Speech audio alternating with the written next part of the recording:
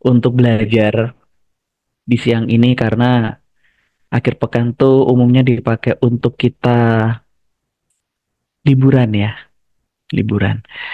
Tapi sangat bersyukur ya teman-teman berkenan untuk hadir di siang hari ini di mana kita akan ngobrol ngobrol tentang P3K itu sendiri ya. Karena waktu yang sangat bisa dikatakan sangat terbatas, 60 menit ya, maksimum 60 menit. Maka awareness yang nanti akan teman-teman kenal di sini tidak hanya dari aspek how to, ya bagaimana melakukan yang namanya pertolongan pertama pada cedera ataupun penyakit serius, tapi juga awareness tentang bagaimana sih melaksanakan program P3K di perusahaan teman-teman. Karena dari 2006 hingga sekarang yang sering saya lihat di lapangan selama ini adalah bahwa si perusahaan itu dalam hal menjalankan yang namanya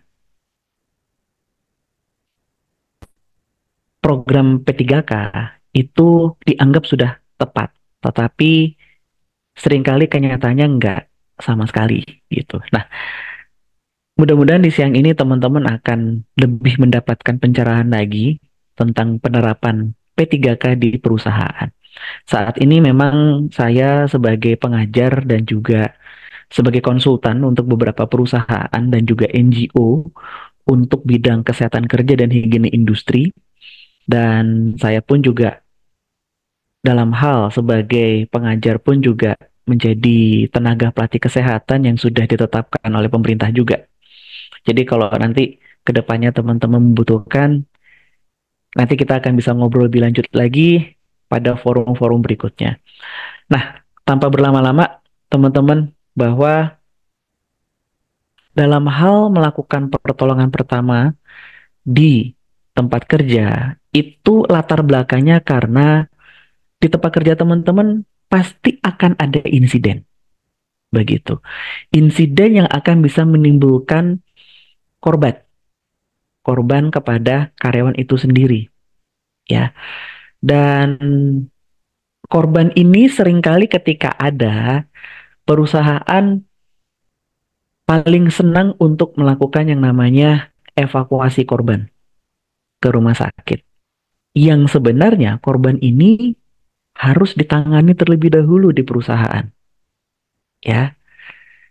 Nah, tapi karena nggak ditangani, ujung-ujungnya banyak kasus meninggal di perjalanan. Banyak kasus eh, saat udah tiba di UGD rumah sakit terus ditangani ternyata kondisinya sudah tidak mampu untuk diselamatkan secara utuh yang membuat korban ini mengalami kondisi yang kita sebut namanya status vegetatif. Jadi dia koma begitu ya. Dia cacat seumur hidup. Nah, ini yang harus kita hindari. Jangan sampai ini terjadi di tempat kerjanya teman-teman. Itu sebab kenapa P3K ini menjadi hal yang penting untuk dilakukan di perusahaannya teman-teman. Begitu. Nah, latar belakangnya ini didasari oleh peraturan perundangan, jelas. Ya, dari Undang-Undang Nomor 1 Tahun 70 itu sudah menyebutkan juga tentang kewajiban perusahaan untuk memberikan pertolongan pertama ketika terjadi insiden tempat kerja. Lalu dipertegas lagi di dalam Undang-Undang Nomor 13 Tahun 2003, ya. Lalu dipertegas lagi di undang-undang yang baru, Undang-Undang Kesehatan di Nomor 17 Tahun 2023, yang di dalam peraturan turunannya, ya, yaitu di dalam Peraturan Pemerintah Nomor 50 Tahun 2012, di dalam subbutir 6.8 disebutkan ya tentang apa sih yang harus dilakukan bagi perusahaan dalam menjalankan P3K itu sendiri. Nah, petunjuk teknisnya atau petunjuk pelaksanaannya itu dituangkan di dalam dua peraturan. Menteri Tenaga Kerja menerbitkan peraturan di tahun 2008 dengan nomor peraturannya nomor 15. Lalu di tahun 2009 Dirjen Binwas Tenaga Kerja mengeluarkan surat keputusan nomor 53 tentang pedoman pelatihannya dan juga teknis melakukan lisensi. Begitu. Nah, inilah dasar hukum yang menjadi patokan buat kita. Jangan sampai kita tidak mengikuti apa yang sudah diamanahkan oleh pemerintah untuk perusahaan kita. Dalam hal menjalankan program P3K, maka kita perlu pahami dulu tentang pengertiannya. Bahwa P3K tempat kerja secara definisi adalah upaya memberikan pertolongan pertama secara cepat dan tepat kepada pekerja ataupun orang lain yang ada tempat kerja. Orang lain itu bisa seperti saya ataupun Pak Arief misalkan datang ke perusahaan teman-teman terus amit-amit lah gitu. Kita kena cedera gitu. Maka kami berhak untuk mendapatkan pertolongan dari perusahaan di mana kami mengunjungi begitu. Nah, untuk menjalankan P3K ini, maka harus ada dua hal. Satu, petugasnya, yaitu pekerja yang ditunjuk oleh pengurus. Dan diserahkan tugas tambahan. Jadi seperti kalau saya boleh pinjam namanya Mas Arief gitu ya. Mas Arief di Media Tama, dia karyawan, dia seorang pekerja, dia bukan seorang dokter, dia bukan seorang perawat, tapi dia diberikan tugas tambahan untuk melakukan P3K. Nah, untuk Mas Arief bisa menjadi petugas P3K, maka otomatis Mas Arief harus mengikuti apa yang sudah dibuatkan oleh pemerintah melalui Dirjen Pembina dan Pengawasan Tenaga Kerja, Pedoman Pelatihan Petugas P3K. Selain petugas, kita tidak boleh lupa untuk menyediakan fasilitas P3K. Secara definisi, fasilitas P3K adalah semua peralatan, perlengkapan, dan bahan yang digunakan untuk melakukan P3K. Nah, dari pengertian ini, maka dalam menjalani program P3K tersebut, otomatis urutan inilah yang kita pakai. Ya, harus ada komitmen dulu nih. Ya, tempatnya teman-teman sudah komitmen atau belum nih kantornya untuk oke, kantor kami siap untuk menjalankan program P3K. Jadi kalau ada kejadian kepada pekerja atau kepada tamu ya di tempat kerja yang mengalami cedera atau penyakit serius, maka kami berkomitmen untuk memberikan pertolongan pertama kepada korban tersebut dan memberikan pertolongan yang berkualitas. Komitmen ini harapannya sudah tertuang juga di dalam komitmen tertulis tentang penerapan sistem manajemen K3. P3K nggak akan bisa lepas dari sistem manajemen K3. Ya. Ketika komitmen sudah ada, barulah kita melakukan identifikasi potensi bahaya yang bisa menimbulkan cedera atau penyakit serius. Ini penting, kenapa? Karena nanti akan berhubungan dengan dua hal di bawah.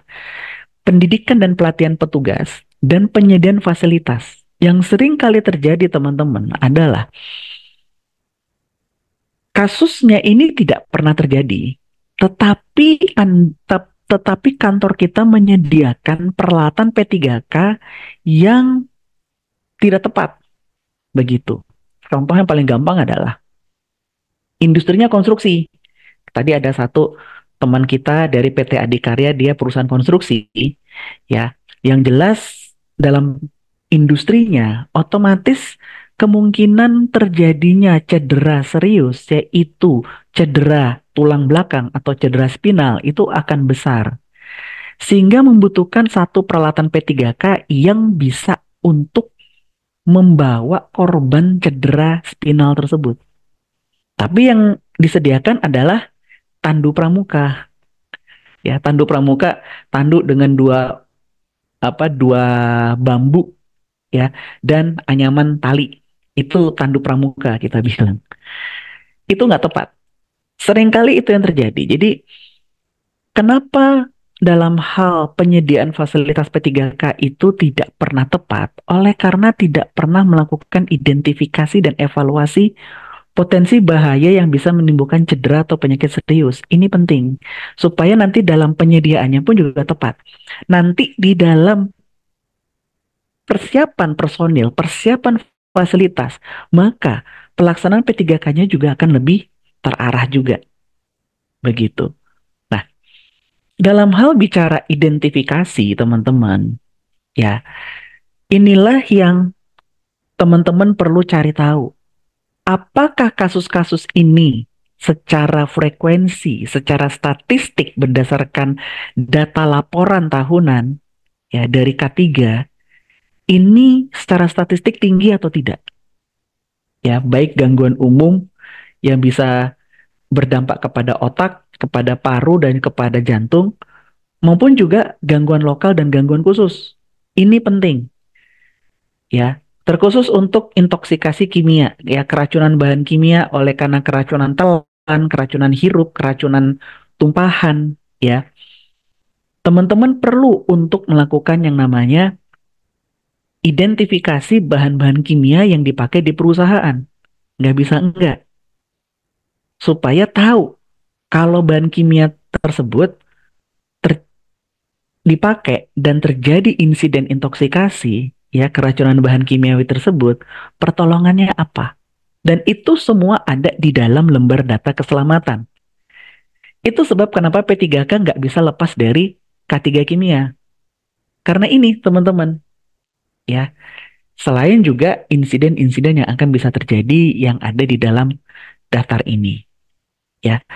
Nah, semuanya ini akan bermuara kepada satu kejadian serius, yang dimana ketika teman-teman mengikuti pelatihan petugas P3K, baik itu sebagai anggota baru, peserta baru, atau peserta perpanjangan, ya, Anda harus bisa menguasai keterampilan satu ini, ya, keterampilan bagaimana menolong korban henti jantung.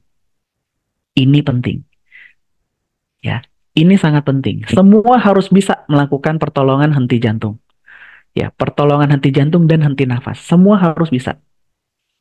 Ya, di dalam pelatihannya, dalam ujiannya pun, ujian prakteknya itu yang menjadi pilihan utamanya dari semua penguji. Ya, nah, ketika kita sudah mengidentifikasi ini semua, teman-teman, ya, dan tahu apa-apa yang perlu untuk disediakan, barulah kita akan bisa melakukan yang namanya pendidikan dan pelatihan petugas. Ya, salah satu penyelenggara pelatihan petugas P3K adalah dari Media Tama. Ya, di mana Media Tama pun juga akan memberikan kurikulum pelatihan sesuai dengan apa yang sudah diamanahkan oleh pemerintah. Ada materi dasar dan ada materi inti. Ya, keterampilan utama yang harus dikuasai oleh petugas P3K yaitu resusitasi jantung paru untuk pertolongan korban henti jantung. Ya, nah ini penting sekali untuk teman-teman mengerti dan pahami di sini. Termasuk juga nanti diajarkan tentang bagaimana membentuk sistem tanggap darurat dan juga evakuasi korban ya di dalam pelatihan ini. Nanti ketika sudah mengikuti pelatihan ini, maka teman-teman akan yakin untuk bisa memberikan keterampilan seperti yang ada di gambar ini. Ini adalah keterampilan utama yang harus dikuasai oleh petugas P3K, yaitu resusitasi jantung paru, di mana kita memberikan bantuan kompresi atau bantuan pompa jantung kepada korban dan memberikan nafas bantuan kepada mereka supaya korban yang henti jantung ini bisa kembali hidup. Ya, nah teknik-teknik yang harus dikuasai oleh si petugas P3K itu pun dilatih sedemikian rupa supaya teknik kompresinya tidak salah. Ya, seperti video tampilan ini. Ya, bagaimana memberikan kompresi jantung yang dalam, itu penting. Yang kedua, bagaimana memberikan kompresi jantung dengan kecepatan yang konsisten, lebih dari 100 kali per menit. Ini juga penting.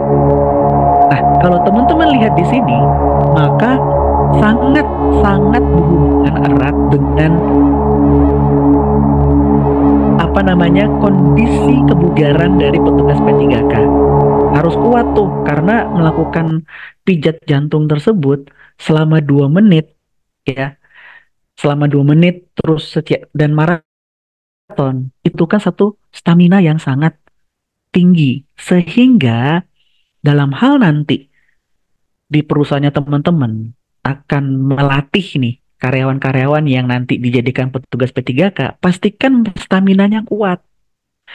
Jangan dikirim untuk ikut pelatihan terus lakukan kompresi ternyata staminanya kendor. Akibatnya kualitas pertolongan dalam hal memberikan resusitasi jantung paru itu tidak maksimal. Kalau nggak maksimal, jelas korban tidak akan bisa selamat. Ini yang penting, ya. Nah, ketika sudah mengikuti pelatihan, maka nanti akan mendapatkan sertifikat langsung dari Kementerian Tenaga Kerja. Itu sudah pasti. Nanti diproses, ya, diproses dibantu oleh media Tama untuk nanti bisa terbit sertifikat pelatihannya, ya, kop suratnya kementerian. Nanti dari situ barulah, ya, kantornya teman-teman mendaftarkan lagi ke Disnaker setempat.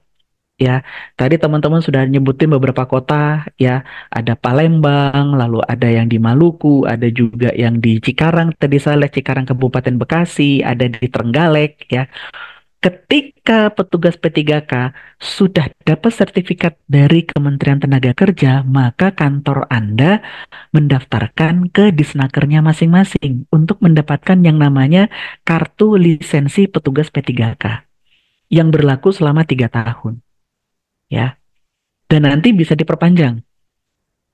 Kenapa kartu lisensi ini penting? Karena ini menjadi legalitas pekerja yang sudah mendapatkan pelatihan P3K untuk memberikan pertolongan di dalam tempat kerjanya. Ini bicara legalitas. Nanti kalau bicara auditnya itu nanti akan ditanya teman-teman. Terkhusus nih kayak adikarya, ya, yang memang dapat proyek-proyek konstruksi dari pemerintah di mana audit audit SMK 3 PP nomor 50 itu pasti diminta. Salah satunya yang akan ditanyakan adalah ini. Apakah petugas P3K Anda sudah punya kartu lisensi atau belum? Ini penting sekali, ya. Nah, kalau ini sudah, maka kita berlanjut kepada penyiapan fasilitas. Yang dimintakan oleh pemerintah untuk disediakan di dalam perusahaan adalah ruang P3K dan kotak P3K. Ini yang penting, ya. Beserta alat evakuasi dan alat transportasi dan juga fasilitas tambahan. Fasilitas tambahan disesuaikan dengan lapangan kerjanya teman-teman masing-masing, ya. Nah, untuk ruang P3K, untuk ruang P3K, perusahaan wajib untuk punya yang namanya ruang P3K kalau karyawannya sejumlah 100 orang, minimal 100 orang atau lebih. Kalau jumlah pekerjanya kurang dari 100 orang, namun memang perusahaannya itu masuk dalam potensi bahaya tinggi, ya salah satunya adalah anjungan migas lepas pantai, mau nggak mau suka nggak suka harus punya ruang P3K. Ya, di mana ruang P3K yang diminta di sini, yang paling penting adalah satu lokasinya. Lokasi harus dekat dengan toilet, harus dekat dengan jalan keluar, dan harus dekat dengan tempat parkir. Ya, kenapa? Untuk memudahkan proses evakuasi korban ketika pertolongan pertama sudah dilakukan. Dan yang kedua adalah luas ruangannya minimal menampung satu tempat tidur dan ruang gerak untuk petugas P3K dan fasilitas P3K. Itu sebab kenapa ruang P3K itu secara luas sangat bervariasi antar perusahaan. Karena yang diminta, yang penting adalah ada ruang gerak yang cukup. Baik untuk petugas P3K yang bertugas, maupun untuk menyimpan peralatan-peralatan P3K-nya, dan juga ada satu tempat tidur. Ya. Dan tidak lupa diberikan tanda dengan papan nama yang jelas. Yang dimaksud dengan tanda di sini teman-teman adalah sama dengan lambang P3K yang dipasang di kotak P3K. Pakai lambang P3K warna hijau. Palang warna hijau. Palang hijau kita bilang. Kalau pakai palang warna merah, itu menandakan bahwa perusahaan Anda punya dokter dan di situ ada klinik. Ya, hati-hati, warna menentukan status.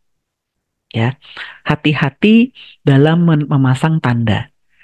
Nah, di dalam ruang P3K itu pun juga harus ada kotak P3K.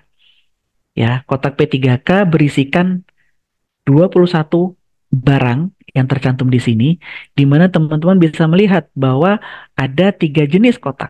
Ya, ada kotak untuk menangani 25 korban, ada kotak untuk menangani 50 korban, dan juga ada kotak untuk menangani 100 korban. Dengan jumlahnya masing-masing. Ini jumlahnya harus tetap. Jadi ketika ini sudah dipakai, teman-teman, jangan sampai tidak diisi ulang. Dan pastikan jangan sampai ketika sudah diisi ulang, kotaknya kosong dalam waktu 15 menit. Kenapa? Karena dicuri sama oknum karyawan. Ini sering banget terjadi. Ya, jadi tidak ada pencatatan nih. Tidak ada pencatatan tentang penggunaan isi kotak P3K. Ya, nah ini harus dihindari, jangan sampai itu terjadi. Ya, nah dalam hal menentukan jumlah dan jenis kotak P3K-nya ditentukan kepada jumlah pekerja di area-area kerjanya masing-masing. Ya.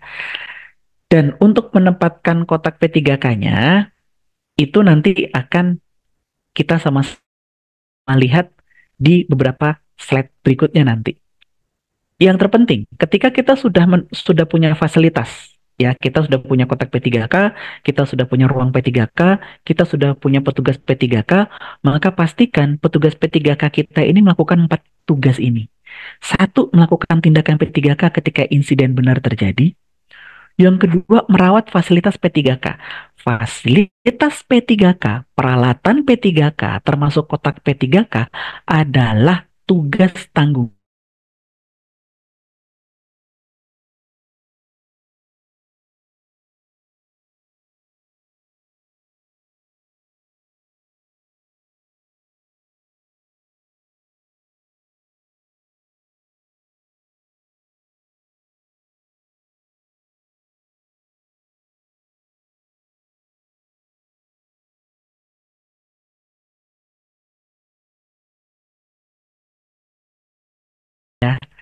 Nah, itu. Dan yang ketiga, mencatat setiap kegiatan P3K dalam buku kegiatan. Ini berbicara tentang tanggung jawab tentang pencatatan dan pelaporan ya yang nanti akan disinggung. Dan juga melaporkan kegiatan P3K kepada pengurus dalam hal ini kepada manajemen perusahaan. Ya. Jadi inilah tugas dan tanggung jawab petugas P3K. Sekali ya Anda sudah ikut pelatihan P3K, Anda sudah dapat sertifikat kelulusannya, dan Anda sudah dapat kartu lisensinya, maka 4 tugas ini menjadi tanggung dilakukan, mau nggak mau suka nggak suka, ya. Nah, dalam hal pelaksanaan programnya, satu, petugas P3K dalam melaksanakan tugas dapat meninggalkan pekerjaan utama. Itu yang harus terjadi. Ketika ada insiden, maka siapapun yang lagi bertugas bisa meninggalkan pekerjaan utama untuk memberikan pertolongan pertama kepada korban. Dan petugas P3K secara jumlah ditentukan berdasarkan jumlah pekerja dan potensi bahayanya. Secara dasar peraturan, teman-teman, ya, rasio jumlah petugas P3K itu ditentukan dari potensi tempat kerja teman-teman. Kalau potensi bahayanya rendah, maka rasionya satu petugas P3K untuk 150 karyawan. Ini bukan total teman-teman, ya, bukan total karyawan dari satu perusahaan. Tapi ini adalah jumlah pekerja yang bekerja di satu unit kerja dalam satu shift kerja. Yang nanti kita lihat sama-sama detailnya seperti apa. Kalau untuk tempat kerja dengan potensi bahaya tinggi, seperti konstruksi, seperti migas, seperti tambang, pembangkit listrik, maka rasionya adalah satu petugas P3K untuk 100 pekerja. Ya, di dalam menentukan jumlah petugas P3K-nya di sini adalah ini acuannya teman-teman. Satu tempat kerja dengan unit kerja berjarak 500 meter. Jadi tiap 500 meter ada satu petugas P3K. Ya, itu kalau kita outdoor. Di gedung bertingkat, ya, setiap lantai ada satu petugas P3K. Dan yang ketiga, ini yang paling penting. Setiap shift kerja,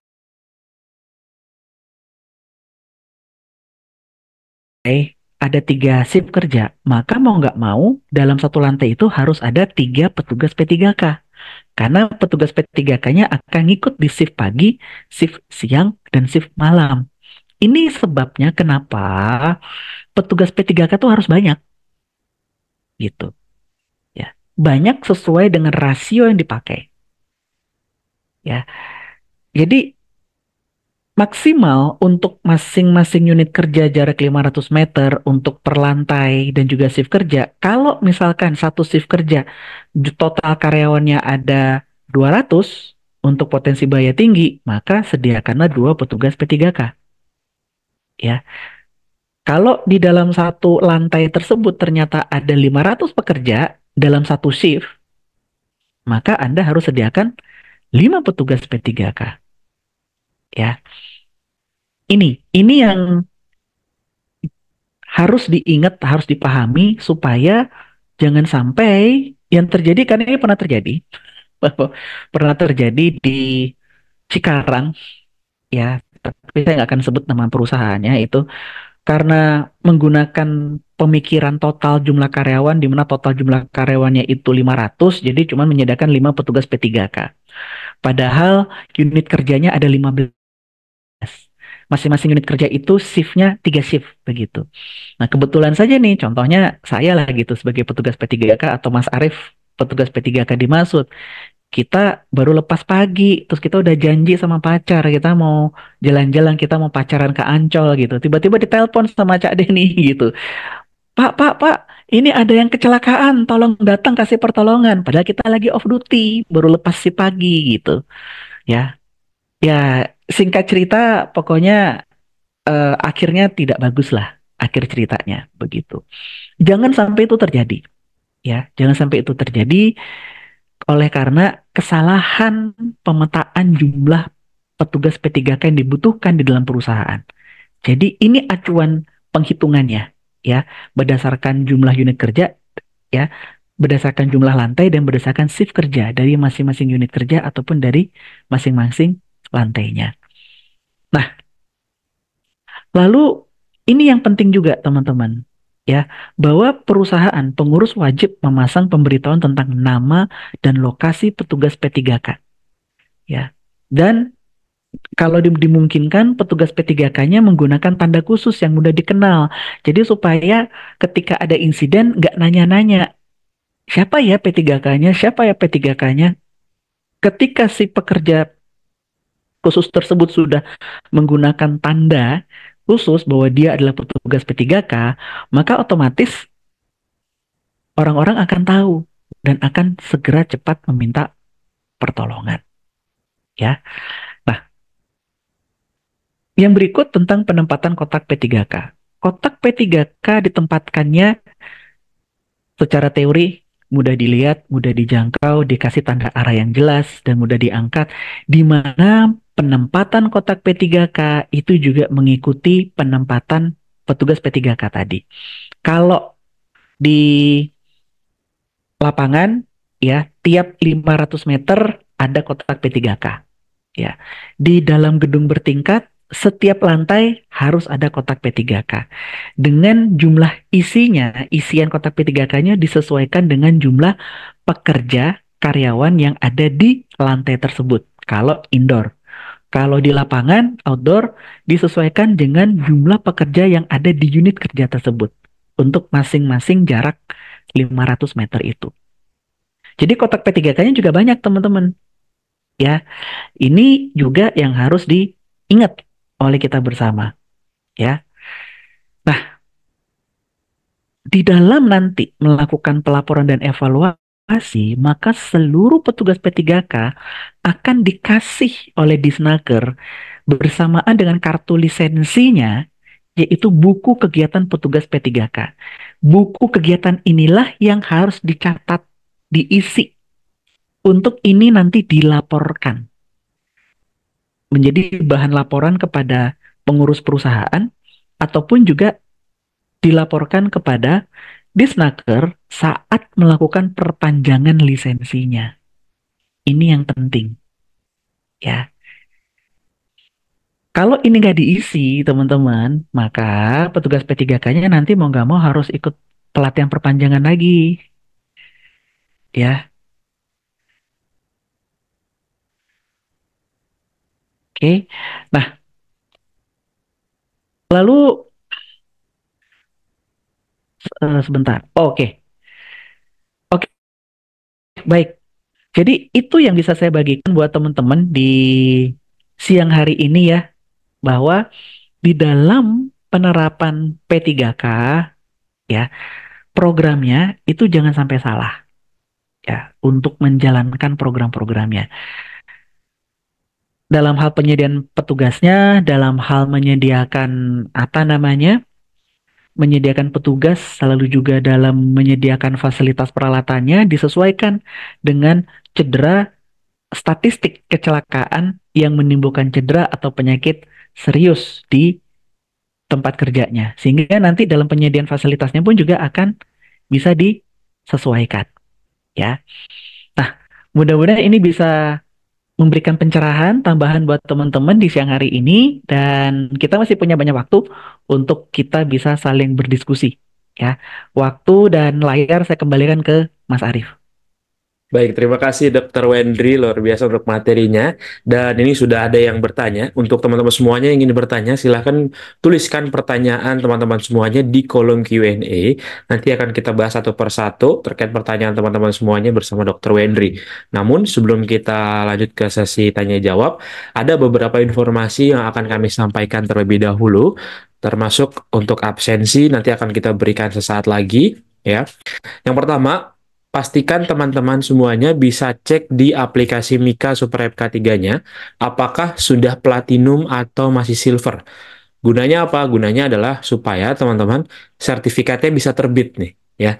Kalau misalkan masih silver dan belum platinum, itu cara taunya dari mana? Silakan bisa login, kemudian lihat di pojok kiri atas ada tulisannya silver atau platinum. Kalau silver, silahkan teman-teman upgrade terlebih dahulu. Caranya gimana? Di sini ada gambar gembok yang di sebelah kanan, gambar kanan. Silahkan diklik, nanti akan ada step by step-nya. Ya. Nah, seperti apa? Silahkan bisa simak video berikut ini, cara untuk upgrade menjadi platinum. Tutorial upgrade Platinum Member aplikasi Mika Super App K3. Yang pertama, silahkan Anda klik salah satu gambar gembok yang ada pada halaman beranda Anda, kemudian klik upgrade kartu Platinum. Lalu, Anda bisa pilih dengan 3 masa aktif kartu, 3 bulan, 6 bulan, ataupun 1 tahun.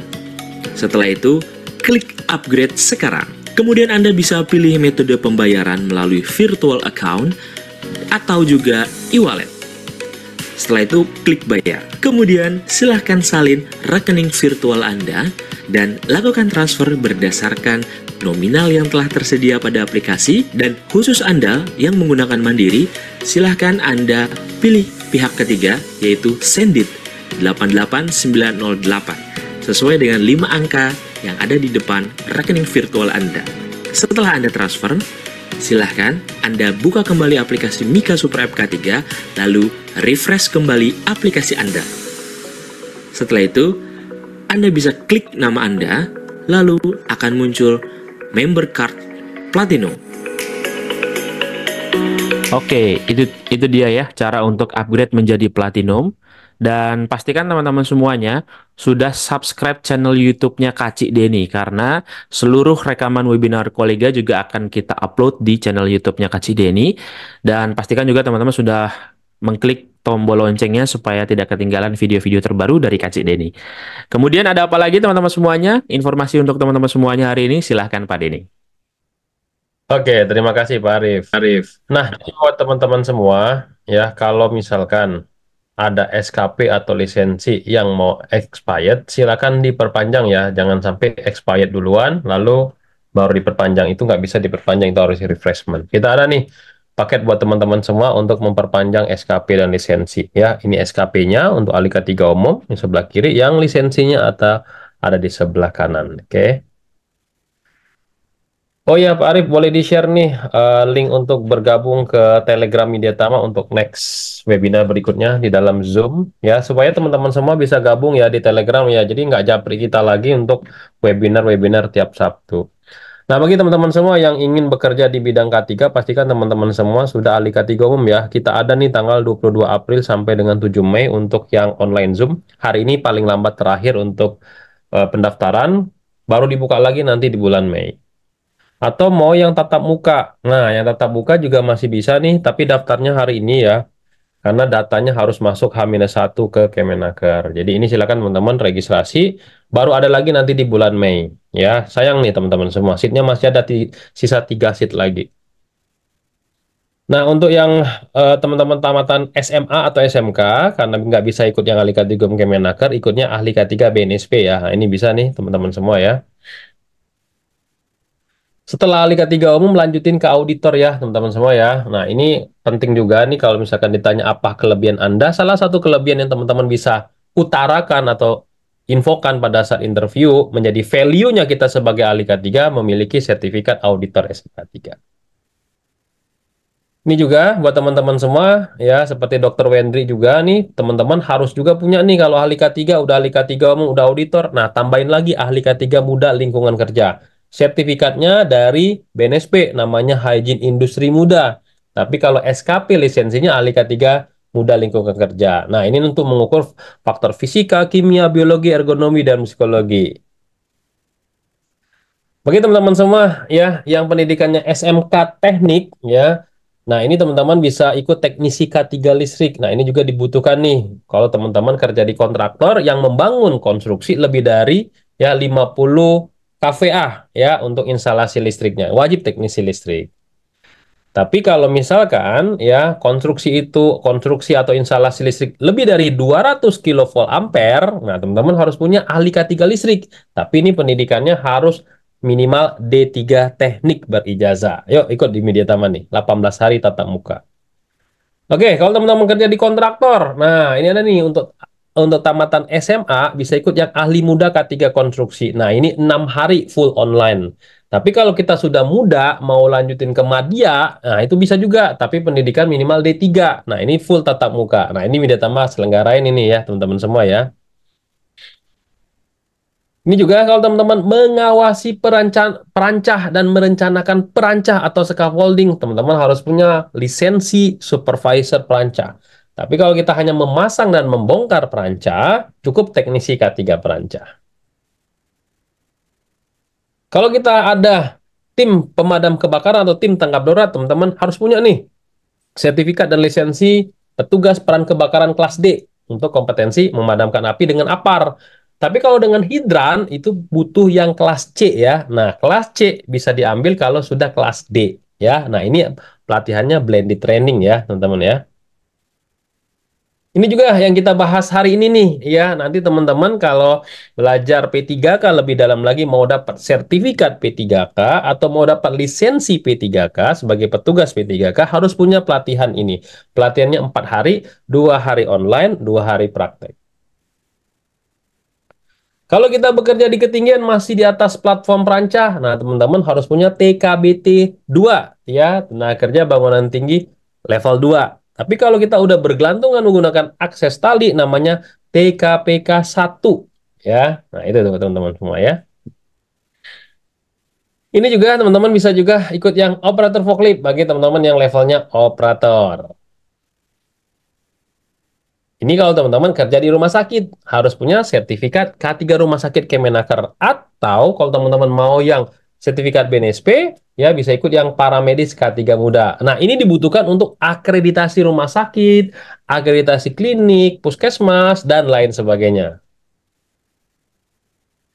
Kalau kita kerja di ruangan terbatas, ya, teman-teman, confined space itu wajib punya sertifikat atau lisensi. Nah, ini kita ada praktek sama online-nya juga nih. Bagaimana kita menggunakan SCBA, turun memasukin ruangan terbatas, menggunakan CPR, dan lain sebagainya. Ini juga teman-teman kalau kerja di migas, teman-teman yang tamatan SMA atau SMK bisa dapat sertifikat operasi K3 migas dari BNSB. Tapi kalau pendidikannya D3, teman-teman bisa ikut yang pengawas K3 migas. Tambahan juga buat teman-teman yang ahli K3 umum, lengkapi lagi dengan pelatihan insiden investigasi. Nah, ini sertifikatnya dari BNSB ya. Nah, ini kadang nih ahli K3 umum kadang diminta juga nih pada saat investigasi kecelakaan. Kalau belum punya skillnya, nah itu nanti hasilnya pasti akan tidak terlalu bagus untuk pencegahan terhadap kecelakaan yang berikutnya ya. Jadi jangan sampai teman-teman melakukan investigasi tanpa ada pengetahuan dulu. Lengkapi pengetahuan itu dengan petugas insiden investigasi. Ini ATK yang teman-teman akan terima ya. Kalau misalkan tatap muka kita akan kasih langsung, tapi kalau secara online kita akan kirim ya, seperti ada tas, buku agenda, lencana, kartu e-money, pulpen, kemeja, dan lain sebagainya untuk melengkapi ya training kit pada saat teman-teman belajar di Media Tama. Oke, silakan Pak Arif, lanjutin. Oke. Nah, kalau misalkan teman-teman semuanya ketinggalan nih mengikuti webinar kolega, dan kalau misalkan teman-teman nonton di YouTube, itu kan tidak dapat sertifikat ya. Misalkan teman-teman ingin ikut yang kemarin, webinar Sabtu lalu, tapi pengen dapat sertifikat, bisa kunjungi milea.app. Karena di sini, selain teman-teman bisa mendapatkan video rekamannya, dan juga teman-teman bisa mendownload modul ya, serta mendapatkan sertifikat juga kalau misalkan teman-teman semuanya ketinggalan di webinar-webinar sebelumnya. Tidak hanya itu teman-teman, ada banyak sekali ratusan video terkait dengan K3, ada 10 kategori bidang K3 di sini, teman-teman bisa belajar secara mandiri dengan harga yang cukup terjangkau. Silakan bisa daftarkan terlebih dahulu untuk akun di Milea. Di sini tidak perlu untuk membayar ya untuk seperti platinum atau silver, karena cukup daftar biasa saja. Nanti teman-teman silakan pilih e-course yang teman-teman ingin pelajari seperti itu. Nah, caranya cukup gampang. Setelah daftar, teman-teman silakan klik menu kursus. Kemudian kalau misalkan teman-teman ingin melihat daftar webinar kolega sebelumnya, kalau misalkan ketinggalan ya, silakan urutkan berdasarkan waktu publish yang terbaru. Nah, nanti di sini akan muncul untuk beberapa pilihan yang terbaru ya. Paling atas adalah paling yang terbaru. Silakan teman-teman bisa mendapatkan ini juga nih untuk awareness hari ini. Kalau misalkan teman-teman ingin mendownload modulnya, kalau di aplikasi Mika kan teman-teman hanya akses saja ya, tidak bisa di-download. Tapi ada beberapa teman kita yang mungkin pengen nih dapetin modulnya. Nah, silakan bisa mengunjungi milea.app. Nanti teman-teman bisa juga mendapatkan rekaman eksklusifnya serta dapat modul juga di Milea ini. Kemudian nanti tinggal klik aja tombol panah ke bawah ya, otomatis nanti tersimpan ke dalam handphone ataupun juga laptop teman-teman semuanya. Tapi kalau pengen yang gratis, silahkan akses di aplikasi Mika Super App K3.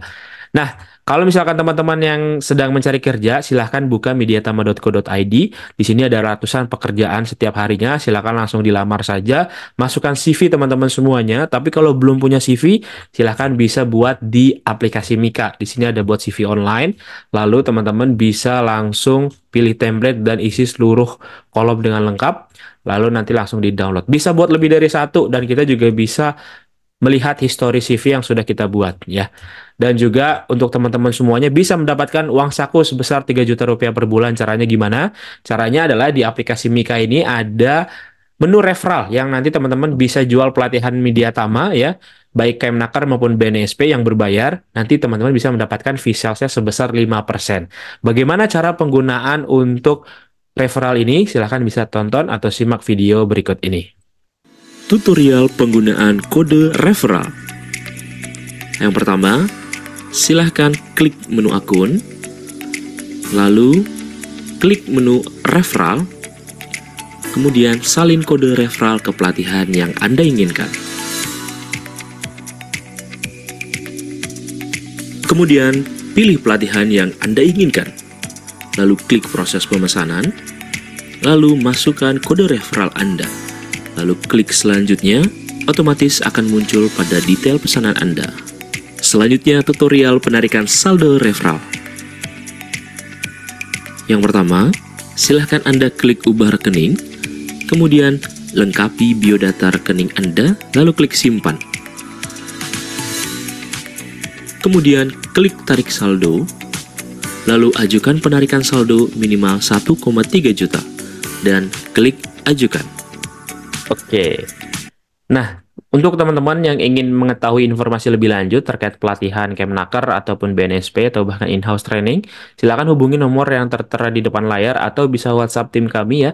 Ada Pak Beni, Bu Soka, Bu Risma, dan juga Bu Amanda. Silakan bisa WhatsApp dan juga pastikan teman-teman sudah memfollow akun sosial media kami di Instagram @mediatama, Facebook Tama Media Tama Sertifikasi, follow akun TikToknya Kak Cik Deni, dan juga subscribe channel YouTube-nya Kak Cik Deni.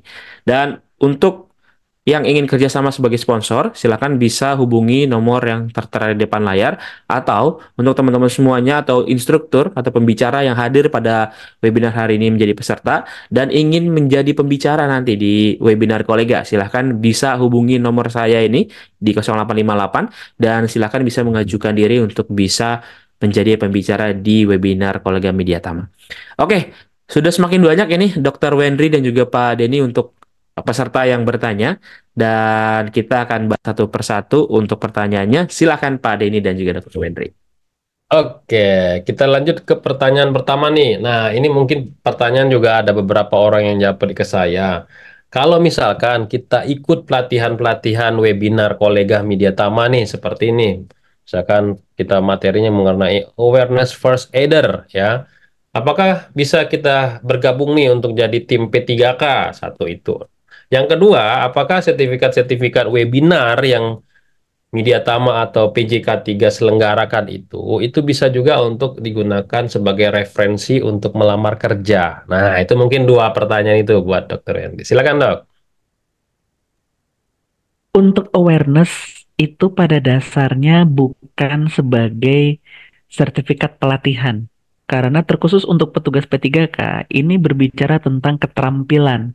Sehingga untuk bisa menjadi petugas P3K, maka yang harus didapatkan adalah sertifikat kelulusan yang diterbitkan oleh Kementerian Tenaga Kerja. Karena ini bicara tentang kompetensi, bicara tentang keterampilan, di mana pelatihannya akan dijalani selama 3 hari, 2 hari, 2 hari, dan 1 hari ujian. Ya, ujian tulis dan ujian praktek. Ya, nanti ketika dinyatakan lulus oleh si penguji, barulah yang bersangkutan nanti akan dapat sertifikat kelulusan dari terbitan Kementerian Tenaga Kerja, dan barulah Anda bisa disebut sebagai petugas P3K-nya perusahaan. Tapi jangan lupa untuk melakukan pengurusan ke Disnaker setempat untuk mendapatkan kartu lisensi petugas P3K-nya. Ya, mudah-mudahan bisa menjawab.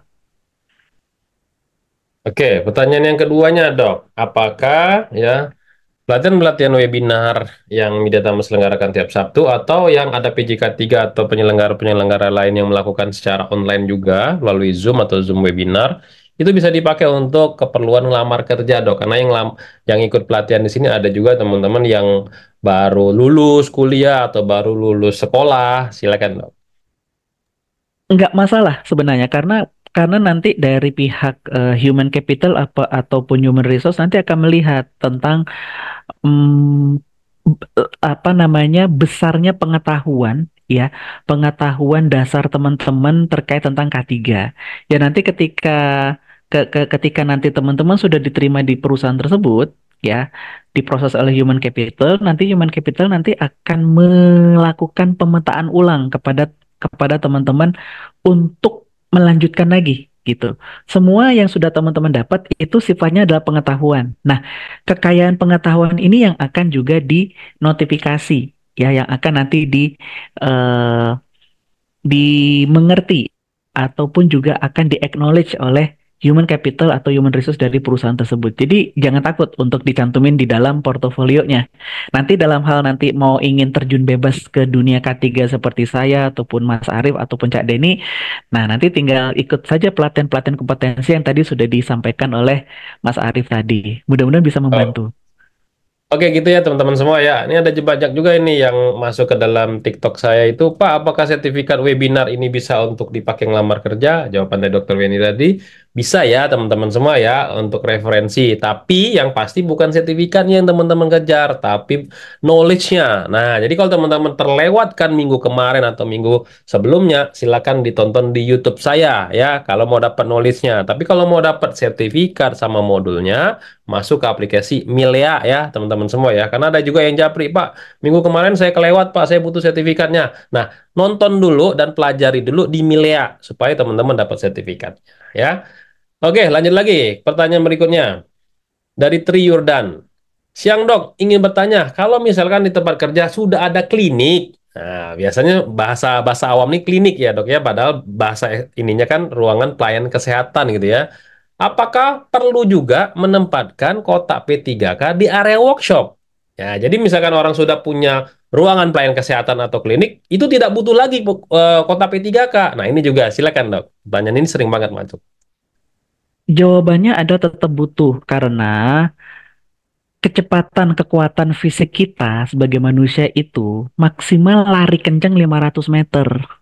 Pertanyaan saya kepada Mas Tri, apakah lokasi workshopnya itu masuk dalam radius 500 meter dari si klinik tersebut atau tidak?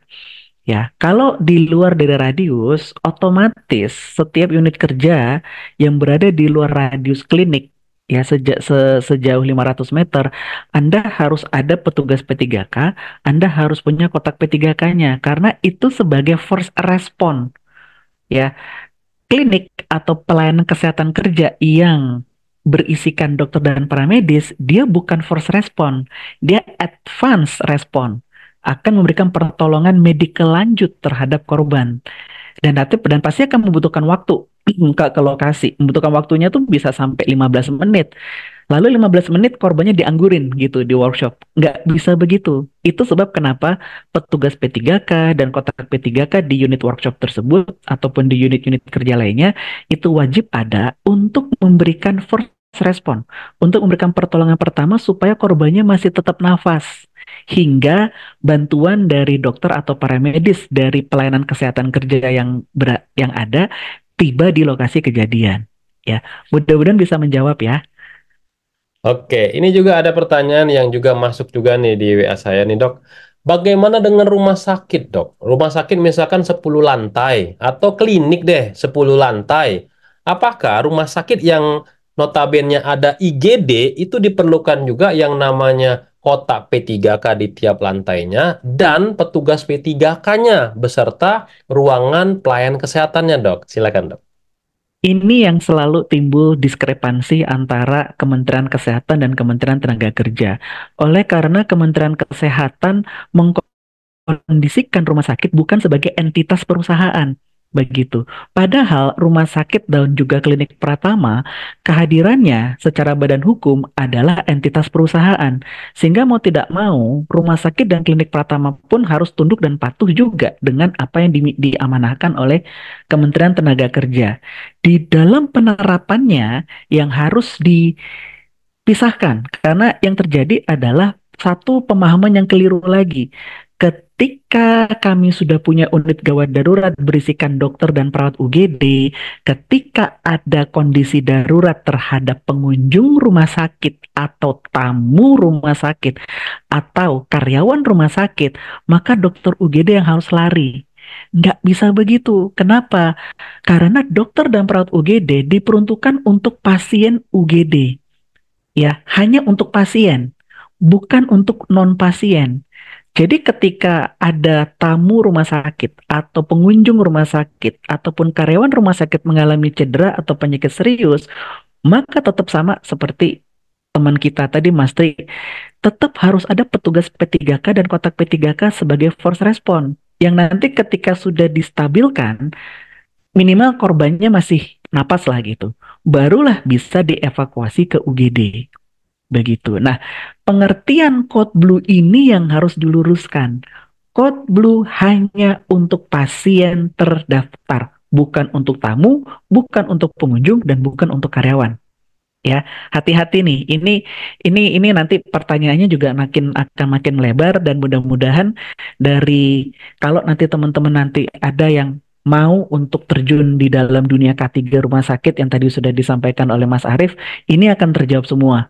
Ya, yang penting adalah karena rumah sakit dan klinik Pratama juga adalah entitas perusahaan, maka program P3K-nya pun juga harus berjalan, yakni Anda punya petugas P3K dan Anda harus punya kotak P3K di setiap lantai untuk pengunjung rumah sakit, untuk tamu ataupun karyawan yang mengalami cedera atau penyakit serius. Mudah-mudahan bisa menjawab.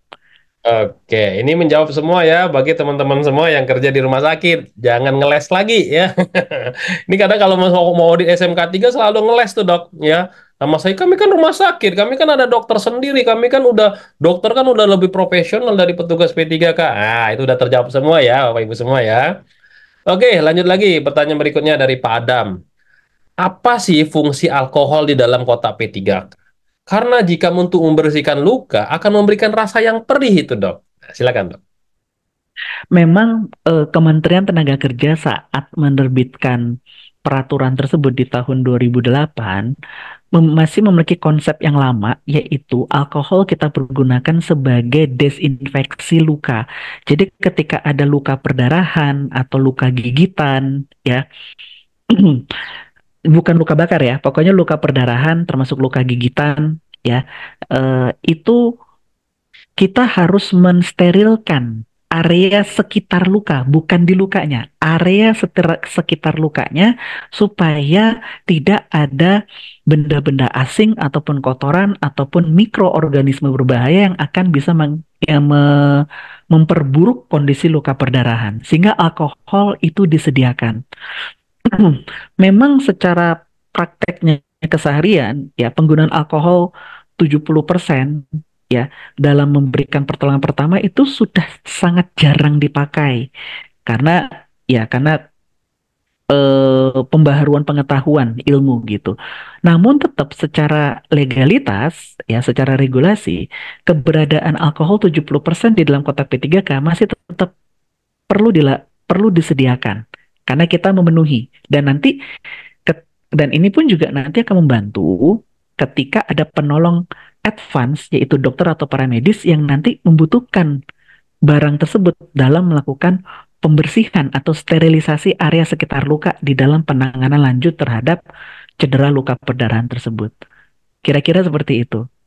Oke, itu ya langsung dokternya langsung nih yang ngejawab ya. Jadi itu maksudnya teman-teman semua fungsi alkoholnya ya, bukan pada lukanya tapi pada sekitar lukanya. Oke, lanjut lagi terkait dengan nah ini ya ada pekerja di konstruksi dari Ronaldo Golung ya. Apakah kotak P3K itu bisa nggak diganti dengan tas P3K sehingga bisa mobile, Dok? Karena kan namanya kotak P3K orang berpikir kan kotak gitu loh, bukan tas. Boleh nggak diganti dengan tas? Silakan, Dok. Sangat boleh. Ini pun juga menjawab ya, mungkin juga menjawab teman-teman yang dari industri perkebunan di mana ya tim panen Anda itu nomaden, Anda pindah-pindah tempat, unit kerjanya mobile. Prinsipnya adalah di mana pekerja berada dalam satu unit kerja, maka petugas dan kotak P3K itu mengikuti. Gampangnya begitu. Nah, untuk unit kerja yang mobile seperti yang ditanyakan, maka isi kotak apa wadah untuk menampung isi peralatan P3K tersebut bisa dialihkan dari kotak menjadi tas. Itu sangat boleh. Ya, karena dia harus mengikuti kemana unit kerja itu berjalan. Dan karena unit kerjanya nomaden, ya berpindah-pindah tempat, otomatis wadah yang lebih mudah dibawa untuk mengikuti keberadaan dari para pekerja yaitu dengan tas. Begitu. Nah, ini secara legalitasnya pun juga diizinkan karena ini kita bisa cantumkan sebagai peralatan P3K yang sifatnya mobile. Kalau kotak P3K sifatnya statis, tapi sama-sama peralatan P3K. Ya, itu sangat boleh. Sangat boleh. Oke, itu ya. Nah, ada lagi nih pertanyaan yang mungkin banyak juga terjadi di tempat-tempat kerja masing-masing. Terkait ini nah, dari Theophil Andre katanya. Apa solusinya, Dok? Kalau kota P3K itu misalkan ada tadi yang tanya nih, selalu hilang, Dok. ya isinya itu selalu hilang. Misalkan baru diisi betadin gitu kan, tiba-tiba besoknya udah hilang. Isi gunting, guntingnya hilang kayak gitu kan. Dikasih pinset, pinsetnya hilang. Masker hilang. Nah ini solusinya gimana dok? Untuk yang suka hilang-hilang ini di dalam kota P3K ini. Silakan dok.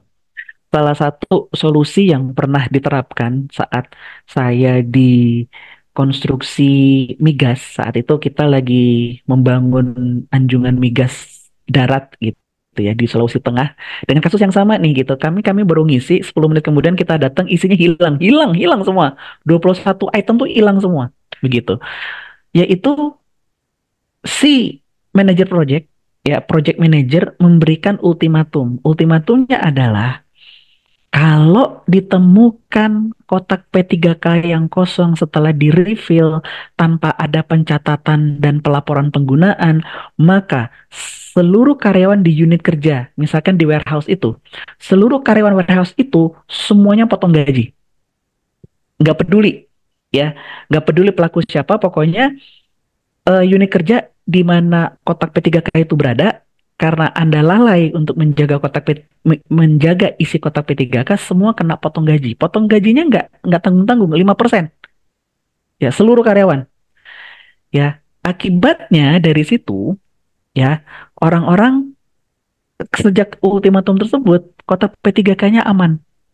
Ya, terkadang kita butuh pakai tangan besi untuk para pekerja ini. Ya, supaya mereka pun juga punya rasa tanggung jawab. Begitu. Bahkan bahkan ada bahkan di satu waktu juga dikasihkan sayembara bila mana ada yang menemukan ya pelaku pengambilan isi kotak P3K tanpa tanggung jawab, dia dikasih reward, si pelakunya langsung dikirim ke kantor polisi karena dianggap sebagai apa dikenakan pasal penghilangan aset perusahaan. Begitu. Itu sangat boleh diterapin. Ya, tujuannya adalah untuk memberikan efek jera dan juga untuk memberikan edukasi tangan besi mau tidak mau kepada karyawan bahwa kehadiran kotak P3K ini adalah untuk kondisi darurat, bukan Indomaret gitu yang sering kali terjadi. Itu solusi yang baik sih karena kita lakukan ternyata nggak hilang-hilang sama sekali tuh gitu. Karena sempat hilang, kita laporkan langsung dipotong saat itu juga. Dilaporkan ke Human Capital, potong gajinya 5% semua, nggak ada tedang aling-aling, mereka nggak bisa untuk berargumen bahwa itu kan bukan salah saya, nggak bisa. Itu kan ada di area kerja kamu nggak memelihara itu. Ya, itu Oke. satu solusi. Solusi gembok itu tidak efektif karena gembok masih bisa dibuka gitu.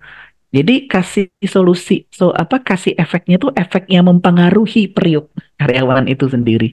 Ya, mudah-mudahan ini bisa menjawab. Atau gini dok, bisa nggak? Misalkan kita gembok, terus ada gemboknya itu kan ada anak kuncinya. Anak kuncinya misalkan 3, terus kita tempel di sana. Anak kunci ini dipegang oleh ini. Misalkan HR-nya, security-nya, petugas P3K-nya. Atau kita tempel langsung di sana. Kalau ke dalam keadaan darurat, kota P3K boleh dipecahkan. Kayak gitu. Boleh nggak kayak gitu dok solusinya? Karena kadang kalau kalau bermain dengan yang apa namanya denda tadi itu sangat sensitif sekali, Dok. Ya, itu banyak reaksi nantinya. Nah, ini mungkin beberapa perusahaan mungkin bisa berjalan, beberapa perusahaan kan mungkin belum tentu bisa berjalan. Gimana, Dok, menurut dokter? Kalau kalau ingin menggunakan opsi dalam hal bisa memecahkan kotak P3K, ini tergantung kepada jenis kotak P3K-nya. Kalau yang bisa dipecah itu kotak P3K-nya yang kacanya itu bukan plastik, tapi yang sedikit kaca beling kayak kotak apar atau kotak apa untuk detektor alarm tersebut. Ya, itu kalau bisa menyediakan seperti itu lebih bagus. Tapi kalau belum, ini dialihkan. Nah, ini pun juga harus diberikan satu edukasi lagi kepada para pekerja bahwa kunci dari kotak P3K itu memang dipegang oleh petugas P3K yang memang dia on duty. Seringkali yang terjadi bahwa yang on duty-nya lupa untuk serah terima kunci gara-gara dia terburu-buru gitu. Termasuk human capital, termasuk security juga. Bahkan pernah kejadian malah pencurinya security ketika kuncinya dikasih seperti itu. Setelah dilakukan tindak investigasi lebih lanjut. Opsi-opsi tersebut bisa dipakai, tetapi memang perlu untuk perlu untuk dikaji lebih mendalam. Apakah ini akan efektif atau tidak? Ya, itu Oke, opsi yang baik juga untuk bisa dilakukan. Oke, terima kasih dok. Oke, pertanyaan berikutnya dari Sabri. Nah, ini juga banyak juga bertanya. Tanyanya kayak gini nih. Dok, selain betadin, alkohol, kasa, dan lain-lain, apakah boleh nggak misalkan obat minum seperti Panadol, Bodrek, yang paling banyak nih yang ditanyakan oleh pekerja, kita masukkan juga di dalam kotak P3K. Itu boleh nggak dok? Kalau nggak boleh itu kenapa? Oke, silakan dok. Tidak bolehnya satu karena dari regulasi. Yang namanya pertolongan pertama, dalam singkatannya kan pertolongan pertamanya kan pada kecelakaan, bukan kepada penyakit pada dasarnya. Dan dan juga yang kedua, kehadiran dari ruang P3K ataupun kehadiran dari pelayanan kesehatan kerja yang nanti akan menyediakan obat-obatan bebas atau obat bebas terbatas, itu difungsikan untuk keperluan tersebut. Ya, ini mungkin juga ada satu argumentasi bahwa kami nggak punya dokter, kami nggak punya paramedis gitu. Sedangkan kasusnya ada. Ini akan menjadi kebocoran biaya dari perusahaan bahwa perusahaan menyediakan Panadol terus gitu. Tapi itu disalahgunakan lagi oleh karyawan ya. Sehingga konteks dari kotak P3K itu adalah diperuntukkan untuk cedera, bukan untuk penyakit. Ketika ada karyawan yang sakit, maka karyawan itu diarahkan ke ruang P3K atau ke pelayanan kesehatan kerja di mana perusahaan itu miliki. Yang nanti akan diperiksa lebih lanjut, mencari tahu akar masalah keluhannya apa. Bila akar masalahnya memang harus ditangani lebih lanjut kepada fasilitas kesehatan tingkat lanjutan dalam hal melakukan perujukan, maka itu dilakukan. Dengan hal seperti ini, maka tata kelola dan pencatatan pelaporannya akan lebih rapih, akan lebih tertib, begitu. Dan ditambah lagi, ya dari sisi regulasi, ketika auditor akan melakukan audit kepada perusahaan dan menemukan barang-barang seperti itu dinyatakan non conformity atau tidak comply. Itu juga nanti jadi masalah lagi bagi perusahaan, ya. Jadi obat-obatan minum itu tidak boleh ditaruh di kotak P3K. Semua dipusatkan ke yang namanya ruang P3K ataupun juga ke ruangan dari pelayanan kesehatan kerja di mana perusahaan miliki. Karena itu nanti dikelola oleh dokter atau para medis yang bertugas di sana. Ya, mudah-mudahan bisa menjawab. Oke, jadi gitu ya teman-teman semua ya. Jadi kotak P3K untuk kecelakaan ya. Tapi kalau obat Panadol, Bodrek, walaupun itu obat ringan sekalipun ya kata Pak Deden ya, itu yang menghandle adalah dokter yang bersertifikat Hiperkes. Nah, ruangannya bukan ruangan P3K, tapi ruangan pelayanan kesehatan atau kalau orang awam bilangnya ruangan klinik.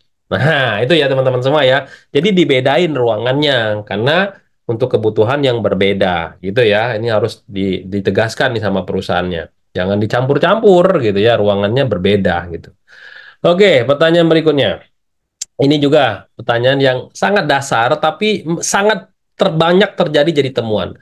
Dara Irfmar katanya, "Dok, kenapa lambang kota P3K itu warnanya hijau, tapi di pasaran sana, di klinik, di mana-mana itu jualnya lambangnya warna merah. Artinya apa ini, Dok? Silakan."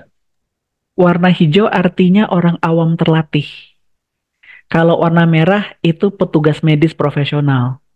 Yang tidak dipahami sama tukang jual adalah bahwa warna menentukan status. Begitu. Memang benar bahwa kotak P3K itu dijualnya, ada juga yang kotak P3K yang dijualnya dengan palang warna hijau. Itu yang benar gitu. Tapi karena pabrikan-pabrikan tertentu, mereka itu menjual kotak P3K itu dengan warna palang merah gitu, bukan palang hijau. Itu akan memberikan satu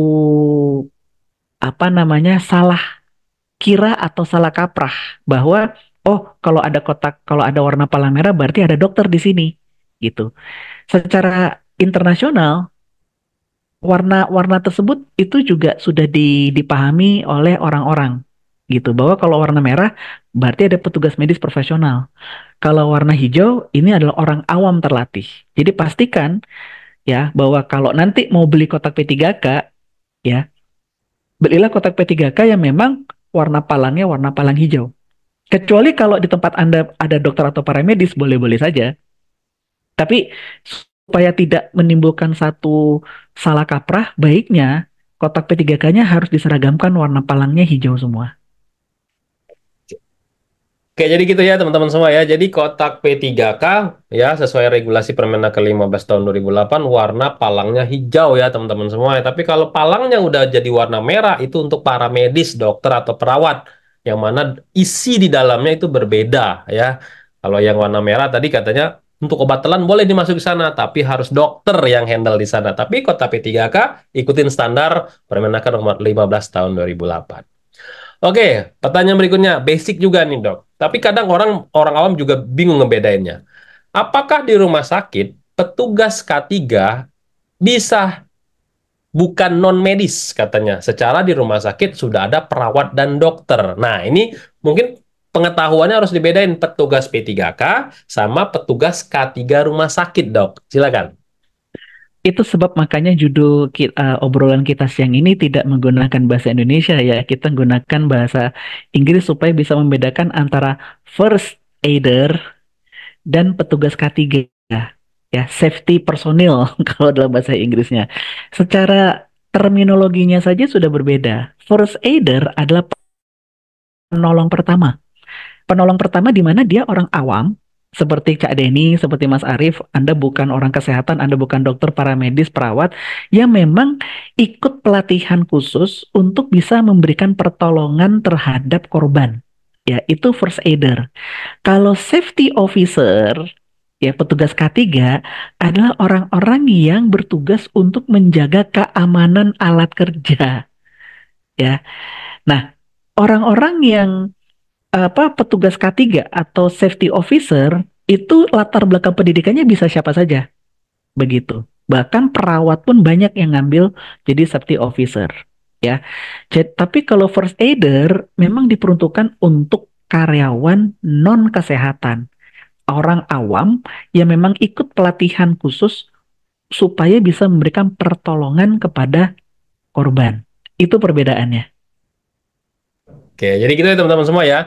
Kalau petugas K3 rumah sakit yang sertifikasi Kemenaker sama paramedis K3 rumah sakit atau paramedis K3 muda versinya yang BNSP, itu wajib dari medis ya teman-teman semua ya. Tapi kalau petugas P3K itu diperbolehkan itu dari non-medis untuk mendapatkan skill itu. Ya, itu yang membedakannya ya buat teman-teman semua ya. Oke, lanjut lagi.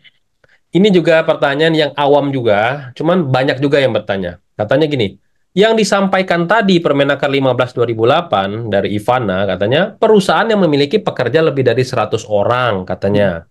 Dengan pekerja 100 ribu orang dan risikonya tinggi. Nah, bagaimana dengan ya kampus nih, universitas atau bangunan-bangunan ya pemerintahan, Dok, ya. Sebut saja lah, misalkan kita ke kantor-kantor, misalkan kantor-kantor pemerintahan, misalnya ke Kemenaker atau ke kantor-kantor lain, apakah juga diwajibkan yang namanya kotak P3K? Dan berapa jumlahnya perhitungannya, Dok? Silakan. Oke, kalau kita bicara terminologi legal, bahwa kantor kementerian tidak masuk dalam definisi perusahaan. Karena kantor kementerian ataupun juga kampus, universitas, bukan badan hukum bisnis. Begitu. Walaupun sekarang universitas karena peraturan yang baru dari Kementerian Pendidikan di zaman dulu itu mengubah status universitas bukan sebagai badan pendidikan, tapi sebagai badan hukum. Makanya jadi komersialisasi. Nah, dengan status itu, maka universitas yang berstatus badan komersil, badan hukum komersil, entitasnya perusahaan. Jadi tunduk dan patuh dengan Kementerian Tenaga Kerja. Mau nggak mau, suka nggak suka.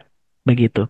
Tapi untuk kantor pemerintahan, kantor kementerian, karena dia statusnya bukan badan hukum komersil, ya, memang tanda kutip dia tidak dikenakan wajib begitu untuk menjalankan program P3K di tempat kerja. Ini kalau kita bicara terminologi legal.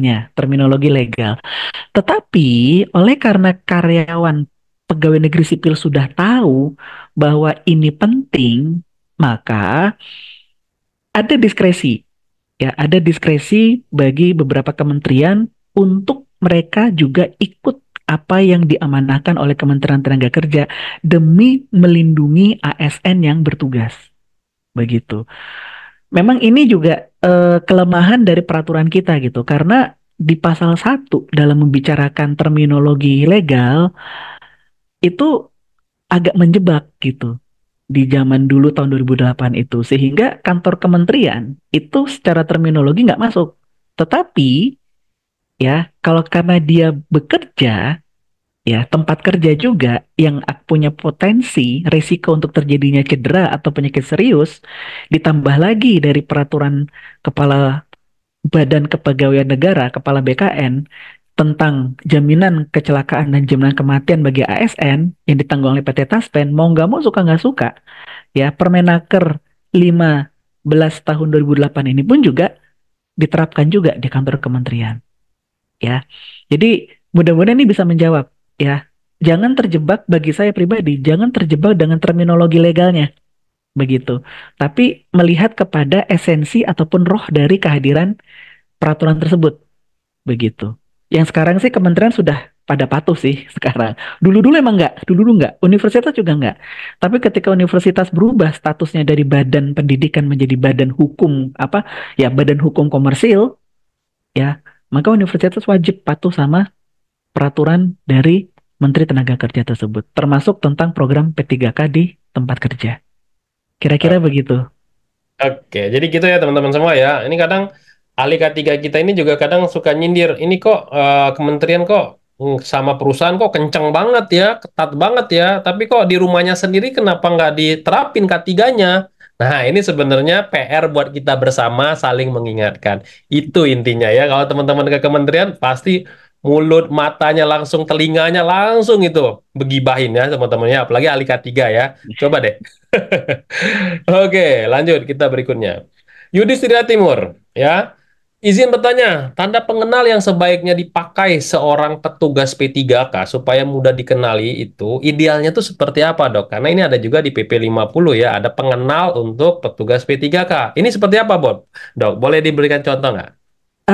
Kalau dibilang ideal sih tidak ada, karena sangat-sangat bergantung kepada masing-masing kondisi perusahaannya. Kalau orang lapangan itu lebih mudah menggunakan tanda pengenalnya itu melalui helmet atau topi, ya, atau apa, baseball cap. Ada ada palang warna hijau dengan tulisan petugas P3K atau first aider, ya. Itu kalau orang lapangan. Kalau orang kantoran kayak Mas Arief, kayak eh, Cak Denny, kita bisa ada dua pilihan. Anda bisa pakai band, walaupun itu agak susah ya, band ataupun bordiran dari kemeja si pekerja tersebut, atau pakai pin, itu juga bisa. Ya, itu salah satu pilihan untuk tanda pengenal kalau si karyawan kita ini adalah petugas P3K. Tergantung dia indoor atau outdoor, karena em, beda situasi, beda juga menggunakan tanda pengenalnya. Ya, sekarang untuk yang band, yang wristband kayak ban kapten sepak bola itu sudah banyak ditinggalin karena suka sering melorot begitu. Lebih sering lebih sering sekarang di bordir di kemejanya atau dipasang di pin begitu. Atau juga ada yang pakai selempang, ada juga tuh satu perusahaannya pakai selempang. Jadi kayak beauty contest kayak gitu. Ya itu boleh-boleh saja sih gitu. Cuman agak-agak gimana gitu. Tidak ada yang ideal, tapi yang penting ada media Tanda yang bisa ya. dipakai, media yang bisa dipakai nyaman oleh karyawan tersebut dan mudah dilihat oleh karyawan yang lain. Mudah-mudahan bisa menjawab. Oke, jadi tiap perusahaan itu beda-beda ya, teman-teman semua ya. Silakan nanti distandarkan, bisa di bordir, di dada, atau di lengan, atau di belakang. Kadang saya juga ngeliat ada tulisan juga di belakang baju petugas P3K. Jadi itu orang dari belakang udah tahu tuh, oh ini petugas P3K di seragamnya. Yang itu juga bisa ya, teman-teman semua ya. Oke, lanjut lagi. Ini Lutfi ya. Jadi, oh Lutfi udah nggak ada ya. Jadi kalau teman-teman meninggalkan pertanyaan tapi langsung leave, itu tidak akan saya bacakan pertanyaannya ya. Saya langsung dismiss aja. Oke, lanjut lagi. Pertanyaan berikutnya. Yang mana nih ya? Oke. Teman-teman yang untuk bertanya langsung, silakan teman-teman raise hand ya. Kalau teman-teman ada pertanyaan, raise hand aja. Nanti saya akan bukakan ya untuk berbicara langsung dengan narasumber kita ya. Silakan raise hand, tekan tombol raise hand satu kali aja. Saya akan panggil untuk berbicara atau bertanya langsung. Oke, session ketiga ya, bertanya langsung. Silakan, Urip Zaileni untuk bertanya. Perkenalkan terlebih dahulu. Silakan, Pak Urip. Pak Urip, silakan di-unmute terlebih dahulu. Assalamualaikum. Salam, silakan Pak. Perkenalkan nama saya Udip Jelani Pak, asal dari Subang. Ya. Ya. Izin bertanya Pak, kalau untuk kotak P3K itu standarnya itu berapa meter Pak ya? Jaraknya ya Pak ya. Jaraknya ya jarak tinggi gitu, jarak tinggi yang mudah dijangkau dan tidak tidak apa ya, tidak terlalu pendek dan tidak terlalu tinggi lah intinya. Oke, terima kasih Pak Terima Urip. kasih Pak. Ini membedakan antara kotak P3K sama APAR ya Pak Dr. Wendri ya. Kalau APAR kan benar-benar detail ya, tingginya, kotaknya, ukurannya, simbolnya. Tapi kalau kotak P3K ini tidak dibuat secara mendetail tingginya, jaraknya sesama kotak P3K. Nah, ini solusinya gimana Dok untuk menjelaskan sama manajemen nih? Silakan. Karena terkait Nah, dengan budget juga. ya, memang di dalam regulasi tidak disebutkan detail dalam hal tinggi pemasangan kotak P3K pada dinding, begitu. Yang terpenting yang dituliskan di dalam regulasi adalah mudah dilihat. Nah, definisi mudah dilihat ini memang agak lebar pengertiannya. Namun kalau saya boleh kerucutkan bahwa rata-rata tinggi orang Indonesia ya itu adalah di angka 150 hingga 160 cm. Sehingga tinggi dari tinggi dari kotak P3K saat dipasang di dinding itu harus sejajar dengan tinggi mata. Ya, mata yang melihat begitu. Yang dimana yang dimintakan adalah kalau setinggi mata itu rata-rata antara 150 hingga 160 cm untuk orang Indonesia. Ya, karena kalau ini diterapkan di luar negeri, misalkan di Eropa, ini nggak akan nyambung karena orang Eropa itu rata-rata tingginya 200 cm begitu. Jadi definisi mudah dilihat adalah yang sejajar dengan mata, tidak perlu mendongak, tidak perlu menunduk, sejajar, ya, dengan acuan perkiraannya antara 150 hingga 160 cm. Itu pendapat dari saya. Oke, jadi kita menyesuaikan dengan tinggi badan orang Indonesia ya teman-teman semua ya untuk tingginya. Lalu dari jaraknya Dok, jadi jaraknya berarti sesama antar kota P3K dengan kota P3K yang lain ada nggak Dok ininya? Solusinya nih ya yang mendekati lah gitu ya pendekatan ya. Kalau untuk jarak itu sudah ditetapkan di dalam regulasi bahwa jaraknya itu 500 meter. Ya, Oke, jarak 500. antar kotak P3K tersebut. Oke, 500 meter ya teman-teman semua ya, lumayan ya. Oke, lanjut lagi. Silakan dari Pak Timothy. Di unmute terlebih dahulu, Pak. Selamat siang, Pak Cideni. Selamat siang, Dok. Ya, Saya Timothy, Dok, dari Depok, Dok. Dok, saya ya. mau nanya, Dok. Kalau misalnya hal-hal tertentu apa, Dok? Kalau misalnya kita dalam hal pertolongan pertama, Dok, ternyata nih sepertinya kita perlu mengundang paramedik untuk ikut membantu, Dok. Seperti kayak apa, Dok? Terus yang mau manggil mereka itu, apakah harus orang K3? Apakah semua orang bisa panggil, Dok? Tim paramedik, Dok. Ya, terima kasih, Dok. Oke, silakan, Dok. Di sini pentingnya emergency response team. Harus ada satu pintu komunikasi. Ketika ada korban di tempat kerja kita, maka siapapun yang menemukan korban harus mengaktifkan tanggap darurat, harus mengaktifkan emergency response. Dengan cara apa? Masing-masing perusahaan punya caranya masing-masing. Entah itu menyalakan alarm, atau juga menghubungi radio komunikasi channel tertentu, atau extension nomor telepon tertentu. Begitu. Dihubungkan langsung ke emergency response team, di mana dia punya kepala tim emergency. Kepala tim emergency setelah menerima laporan dari saksi pertama, ya penemu korban tersebut, maka akan memberi perintah kepada petugas P3K first aider untuk ke lokasi kejadian dan menolong korban tersebut. Ya, sambil nantinya si kepala tim emergency juga akan mengaktifkan tim medis, dokter atau paramedis yang bertugas juga. Karena ada perbedaan waktu, ada perbedaan jarak ya yang nanti akan ditempuh, di mana first aider akan lebih cepat tiba dibanding si tim medisnya tersebut. Tetap komunikasi di satu pintu, yang mengatur adalah kepala tim emergensinya. Nggak bisa enggak. Ya. Kepala tim emergency yang akan memberikan, yang akan mengelola dan mengkoordinasi dan akan memerintahkan apa yang harus dilakukan kepada korban tersebut. Berdasarkan laporan real time dari petugas P3K dan juga dari tim medis. Setelah masing-masing memberikan pertolongan. First aider pertolongan pertama, tim medis pertolongan lanjutannya. Apakah ini masih bisa ditangani di tempat atau harus dievakuasi? Ya, yang penting di sini, Pak Timothy, adalah perusahaan Anda harus punya emergency response team. Nggak bisa enggak. Dengan sistem komunikasi satu pintu. Supaya apa? Supaya tidak kacau supaya tidak kacau koordinasinya.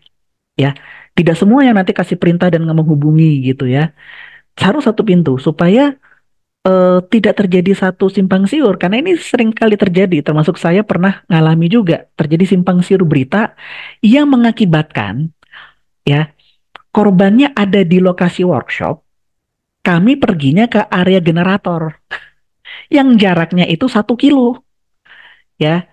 Itu yang terjadi karena tidak satu pintu.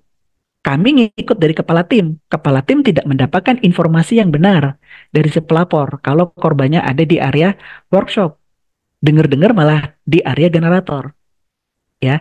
Jadi yang punya wewenang untuk mengutus siapa yang datang dan siapa yang nanti akan menolong ya, itu adalah kepala tim emergency response, di mana kepala tim emergency response harus ditelepon oleh si penemu korban, begitu, lewat kanal radio ataupun lewat extension nomor telepon yang sudah ditetapkan oleh perusahaan ya.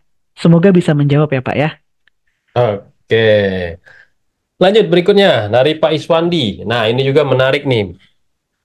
Bagaimana status masa berlakunya sertifikat petugas P3K, di mana lisensinya itu tidak diajukan ke Disnaker? Nah, ini juga banyak juga yang nanya ke saya, kenapa sih kok Mediatama ngadain pelatihan petugas P3K, tapi tidak dikeluarkan lisensi, cuman sertifikatnya doang? Nah, ini saya juga jawab nih teman-teman. Jadi, kenapa Mediatama hanya sertifikatnya doang, tanpa lisensi? Yang ikut pelatihan itu dari berbagai daerah, teman-teman. Ada dari Aceh, dari Kalimantan, dari Surabaya, dari Palembang, Makassar, itu berkumpul semua di Jakarta, lalu ikut pelatihan di Mediatama. Nah, misalkan Mediatama saya tetapkan, wah dapat lisensi, itu akan repot banget, teman-teman. Kenapa? Karena akan mengurus ya kartu lisensi itu di setiap daerah, dan itu effortnya luar biasa. Dari sisi bisnis itu sangat-sangat merugikan. Maka dari itu kalau teman-teman yang training Mediatama itu biasanya kita infokan, ini hanya dapat sertifikat petugas P3K-nya aja ya, lisensinya diurus ke disnakernya masing-masing. Kenapa seperti itu? Karena memang regulasinya ngomong kayak gitu. Yang membedakan petugas P3K itu di situ Permenaker 15 2008. Beda dengan pelatihan-pelatihan yang lain. Kalau pelatihan yang lain kan kayak Damkar, K3 Listrik, K3 Konstruksi itu langsung satu paket ya, sertifikat sama lisensi langsung keluar. Nah, kalau petugas P3K itu kan ngurus sendiri gitu loh.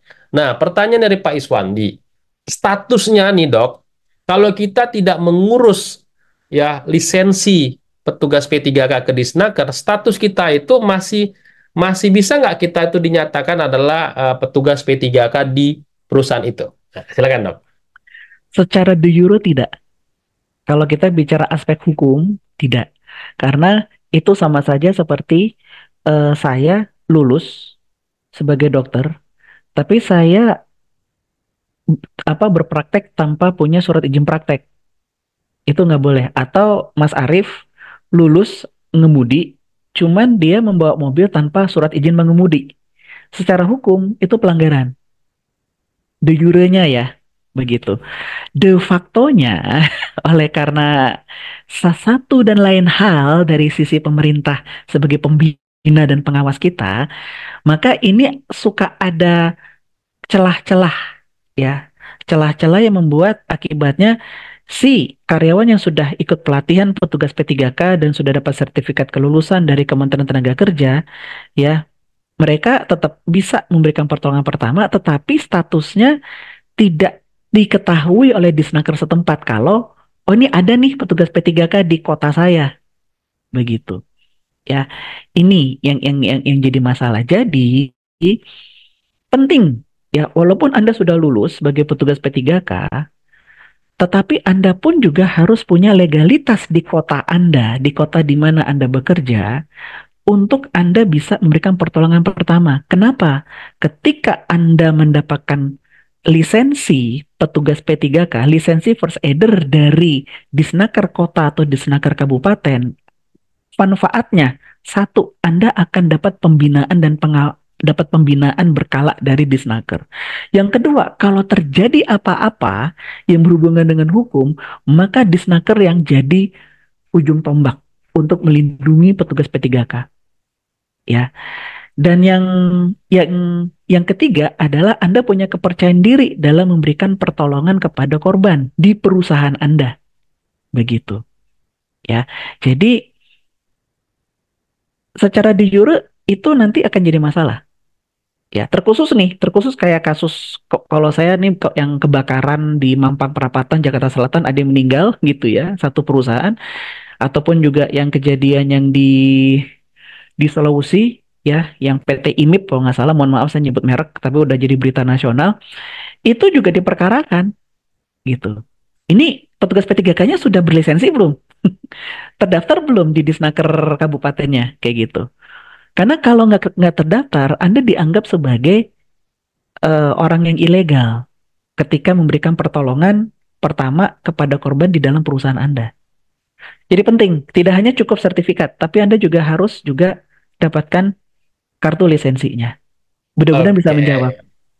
Menarik ya teman-teman semua ya. Nah, termasuk kalau teman-teman punya sertifikat petugas P3, petugas damkar ya kan, tugas teknisi listrik ya kan, ahli K3 listrik. Jadi sertifikat itu berfungsi hanya sebagai simbol kalau kita udah mendapatkan knowledge ya.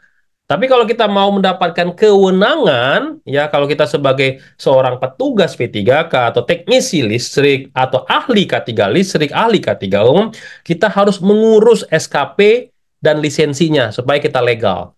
Nah, ini juga masuk nih pertanyaan dengan Pak Sunarto. Bagaimana dengan orang yang dapat sertifikatnya dari BNSP, Dok? Ya, ada di luaran sana yang mengadakan sertifikasi petugas P3K tapi dari BNSP. Nah, itu secara legalitasnya itu seperti apa, Dok? Nah, silakan, Dok, dijawab. Oke, ini juga marak juga ya tentang pelatihan ini, dan saya pribadi sampai sekarang tuh masih belum dapat sebenarnya dari keputusan Menteri Tenaga Kerja nomor berapa yang mencantumkan tentang standar kompetensi kerja petugas P3K. Begitu. Sampai saya belum dapat. Tetapi yang masih menjadi patokan atau acuan ya untuk keterampilan ini, karena petugas P3K bersifatnya keterampilan. Ya, tidak hanya murni ilmu, tapi juga keterampilan tangannya. Sehingga ini masuk di dalam pembinaan dan pengawasan dari perpanjangan tangan dari Kementerian Tenaga Kerja, yaitu di masing-masing Disnaker kota dan kabupaten. Dan sampai detik ini pun untuk sertifikasinya yang masih dianut adalah sertifikasi dari kementerian itu sendiri. ya.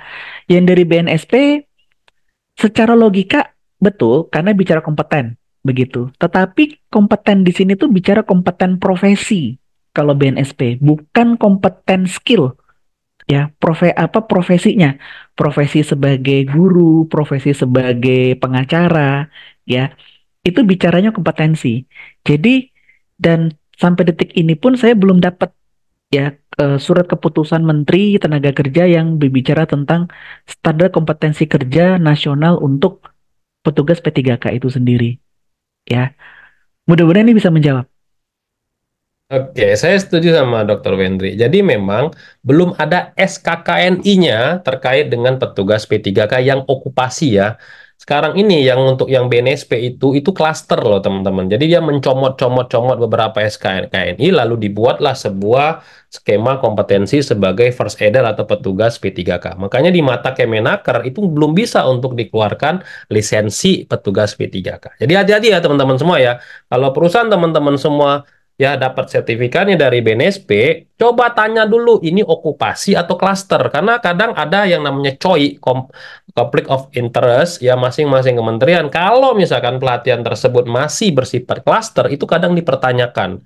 Tapi kalau sudah okupasi ya, itu berarti ada campur tangan pemerintah untuk membuat SKKNI tersebut. Ya, nah itu teman-teman kalau mau belajar BNSP banyak banget nih ilmunya BNSP ya. Oke, lanjut lagi. Yuk, pertanyaan berikutnya. Saya berikan kesempatan kepada Pak Mas Wardiansa. Silakan, diperkenalkan terlebih dahulu. Ini semakin ke sini semakin hot nih pertanyaan-pertanyaannya. Oke Pak, selamat siang Pak. Ya, Saya dari K3-nya rumah sakit ya. Dari K3 rumah sakit. Nah untuk peraturan ini apakah bisa diterapkan di rumah sakit atau tidak gitu? Karena kalau untuk kotak P3K sendiri, itu lebih dekat langsung lari ke IGD ya daripada langsung kotak P3K. Dan yang kedua, apakah perlu adanya first aider juga di lingkungan rumah sakit di luar medis? Itu aja sih Pak, terima kasih. oke.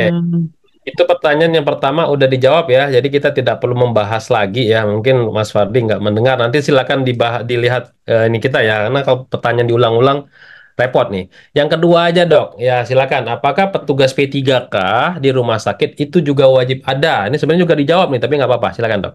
Wajib. Rumah sakit entitasnya PT. Kecuali kalau Anda yayasan, yayasan masjid atau yayasan gereja mungkin bisa dipertimbangkan. Ada diskresi bahwa rumah sakit yayasan itu tidak wajib untuk mengikuti apa yang dimintakan oleh Kementerian Tenaga Kerja. Tapi kalau rumah sakit statusnya PT, perseroan terbatas atau perusahaan komanditer CV, Anda tunduk dan patuh dengan apa yang sudah diamanahkan oleh Kementerian Tenaga Kerja, yakni harus memiliki program P3K di tempat kerja, yaitu penyediaan petugas P3K dan juga penyediaan sarana prasarana P3K, termasuk di dalamnya adalah kotak P3K. Karena kehadiran mereka bukan untuk pasien. Kehadiran mereka untuk tamu, untuk pengunjung, dan untuk karyawan. Ya, tim Code Blue hanya untuk pasien terdaftar. Ya, nah mungkin nanti bisa di obrolan berikut-berikutnya nanti kita bisa obrolin tentang emergency warning system dan Code Blue pada rumah sakit begitu. Untuk nanti bisa mengerti apa bedanya nih antara Code Blue dengan first aider. Karena ini konteksnya sudah beda. Tujuannya, purpose-nya udah berbeda. Ya, mudah-mudahan bisa menjawab. Oke, ini juga menjawab pertanyaan dari Pak Surya Kadarusno ya. Jadi di rumah sakit sekalipun wajib ada kotak P3K, petugas P3K, ya ruangan P3K. Nah, itu karena berupa PT ya. Nah, itu kuncinya ya berupa PT. Oke, lanjut lagi pertanyaan dari Rahmat Ismail, silakan. Teman-teman kalau untuk next batch atau next webinar silakan follow Telegram kita ya, join di Telegram kita ya teman-teman semua ya. Ini Pak Arif share di bagian room chat. silakan join di Telegramnya Mediatama supaya lebih cepat dapat akses untuk join karena kita batasin biasanya. Lanjut, Reni Kriswiandri, silakan. Kriswiandari, ya, silakan. Ini kayaknya dari medis juga nih. Silakan, di unmute terlebih dahulu. Bu Reni, halo Bu Reni. Oke, kalau nggak ada dari Ronaldo Galung, silakan Pak Ronaldo. Nah, ini teman kita di Paki nih. Silakan Pak Ronaldo. Baik, terima kasih Pak Denny. Baik, sudah kedengaran suara saya Pak? Sudah, silakan. Baik, eh, terima kasih Pak Dokter. Saya paling banyak, saya perkenalkan diri dulu. Nama saya Ronald Golung dari Manado, Sulawesi Utara. Saya berprofesi sebagai ahli K3 konstruksi, supervisi di beberapa paket Pak. Yang ingin saya menanyakan beberapa ideal time Pak, pada saat delay time pada saat melakukan transisi. Kan biasanya kan kita Pak ada CPR Pak. CPR itu biasanya ada petugas P3K melakukan CPR, tapi karena dia kondisi yang mobile, akhirnya dia tidak fit Pak. Yang ingin saya tanyakan, pada saat melakukan transisi antara petugas P3K dengan petugas P3K pada saat CPR, delay time-nya kira-kira idealnya berapa Pak? Berapa detik ya, atau bagaimana Pak? Terima kasih Pak.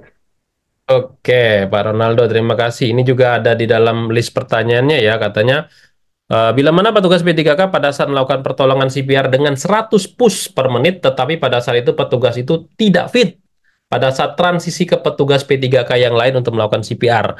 Berapa delay time pada saat melakukan transisi tersebut? Mungkin seperti itu, Dok. Silakan. Oke. Em, Saat ingin menukar ya petugas kompresi jantungnya, pijat jantungnya itu, si orang pertama tersebut harus selesaikan dulu 2 menit kompresinya. Ya, selesaikan dulu 2 menit kompresi, dan setelah 2 menit sudah selesai, melakukan evaluasi apakah korbannya itu sudah bernafas atau tidak.